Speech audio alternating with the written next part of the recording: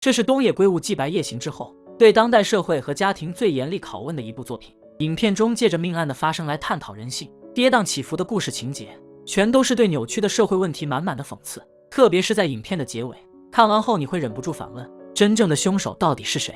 好了，话不多说，影片开始。这个男人名叫病木俊介，是一位知名的广告导演。这位是他的二婚妻子美菜子，两人为了女儿能够考进名校，将她送去参加王牌教师的特别补习班。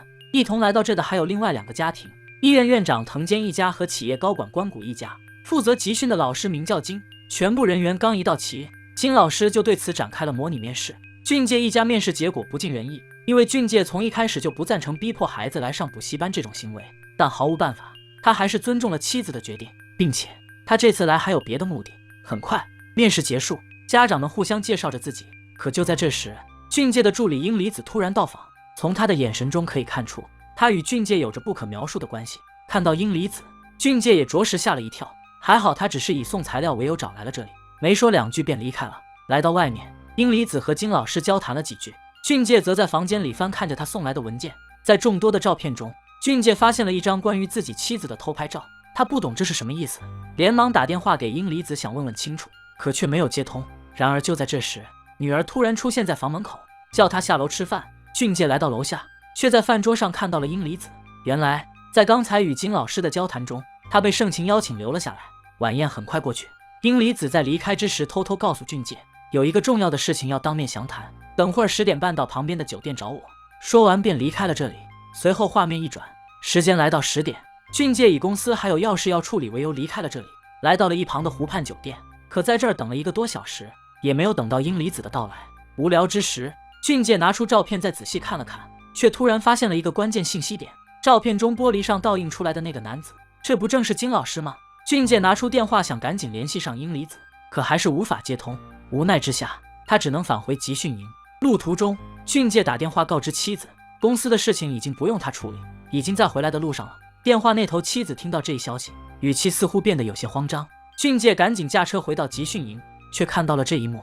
面色凝重的5人正冷冷地看着他，他们的身旁躺着一具冰冷的尸体。这部情节跌宕诡异的电影，就算你看到最后一刻，也根本猜不出案件真正的凶手。俊介一把掀开地上的毯布，发现尸体竟然是自己的助理英里子。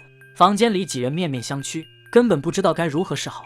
就在这时，俊介的妻子突然声称英里子是被他杀害的，因为就在刚刚，英里子来找他果断摊牌，逼迫他与俊介离婚，这才导致了悲剧的发生。事已至此，俊介想赶紧报警处理，却遭到了众人的联合反对。藤间对着俊介意味深长地说，现在这关键时刻，我们要多为孩子们考虑着想，马上就要到考试时间，现在报警处理不仅会影响和耽误到他们，而且会毁了这次集训。你好好的想想吧，如果你坚持报警，导致他们这次考试没考好，你就是毁了他们这一生的元凶。最后，在众人的央求之下，俊介还是选择妥协了，就当这一切都是为了孩子们吧。可当俊介准备搬运英里子的尸体时，却意外发现了他的指甲缝里有些泥土。难道这里不是案发的第一现场？由于时间紧迫，众人都在紧盯着他，他也来不及细想。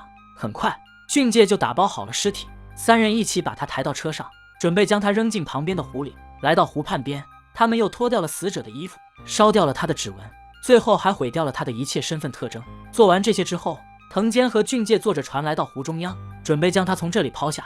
可这时意外发生了，绳子的一头被木板勾住，俊介连忙拿出打火机将绳子烧断，没想到在慌乱之中，打火机竟随着尸体沉入了湖底。无可奈何，俊介只能祈祷他永远都不被发现。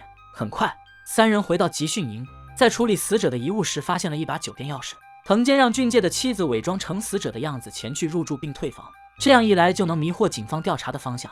一切都按照计划顺利进行，孩子们的集训没有被耽误，这起命案也像是没有发生一样。俊介的妻子也伪装成英里子顺利退房并回到了东京。时间不知过去多久，这一切都好像已经完美结束，但俊介的心里还是有很多不解。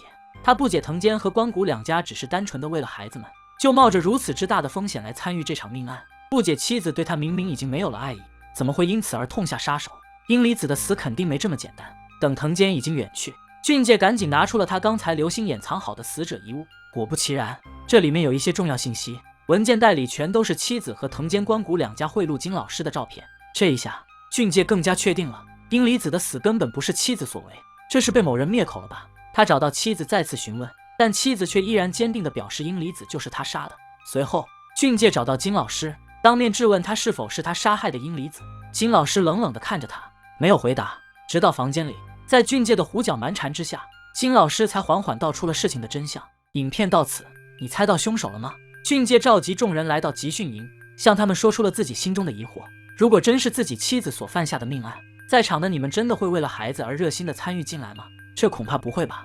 还有，妻子声称是在房间里杀害的英离子，但尸体的指甲缝里却沾满了泥土，这里恐怕不是案发的第一现场吧。说完，俊介当面指出金老师的嫌疑最大，问他作何解释。在俊介的胡搅蛮缠下，金老师缓缓道出了事情背后的真相。他询问俊介，如果是你孩子杀的人，你现在该如何去做？问完，金老师还大方承认，案发当天英离子确实拿照片来威胁过他，但金老师依旧坚定表示，最终杀害英离子的人并不是自己，也不是俊介的妻子，而是一个孩子。随后，众人带着俊介来到了案发的第一现场，声称当时在这里除了发现英离子的尸体外，还发现了一些孩子的脚印。因为在场的3个孩子穿的都是统一的鞋子，所以很难确定到底是哪个孩子来过这里。家长们也不敢深究是谁犯下的命案，生怕他们的孩子都参与其中，于是便想出了这么个计划，利用俊介的弱点掩盖了事情的真相。根据目前的情况来看，俊介的孩子是嫌疑最大的一个。从妻子的口中得知，他很有可能发现了继父俊介和英离子之间的关系，因为害怕父母再次感情破裂，所以他有着比其他孩子更强烈的杀人动机。这么说来，他们的女儿确实嫌疑最大。如果凶手真的是他们的女儿，那俊介也有着逃脱不掉的责任。一想到此，最后俊介也和其他人一样，选择了共同来隐瞒这场案件。好了，影片到此也就结束了。这里面有一句话让我印象最为深刻，做父母的只要为了孩子，什么都能豁得出去。想想真的是可怜天下父母心。看完影片，不禁让人反问，这些极端的爱真的能让孩子们好好的成长吗？3个家庭的父母都没有真正了解自己的孩子，案件发生之时，现场的脚印让他们都怀疑到了自己孩子身上。想必在座的每一位家长都有自己的秘密要隐藏吧。东野大神的作品就是这样，在一个简单的命案背后，隐藏着各种各样的社会问题和人性弱点。看他的作品，真的需要细细的品，才能发现里面真正的精彩。没有结局，也是本片的最大特点。故事到最后都没有明确的交代出凶手到底是谁。不过这已经不再重要了。东野圭吾的写作目的并不是为了让人猜不到故事的结局，而是想揭露我们不愿意看到的人性疮疤。但我们看完，还是忍不住会想要去猜测真凶到底是谁。视频前的你，觉得杀害英离子的真正凶手到底是谁呢？大家可以把自己的推测打在评论区哦，让我们看看谁的推理最为精彩。另外，喜欢本部剧的小伙伴们，强烈推荐你们去看同名原著小说哦，那里会给你们带来不一样的精彩。我是小森，喜欢的关个注，咱们下期再见吧，拜拜。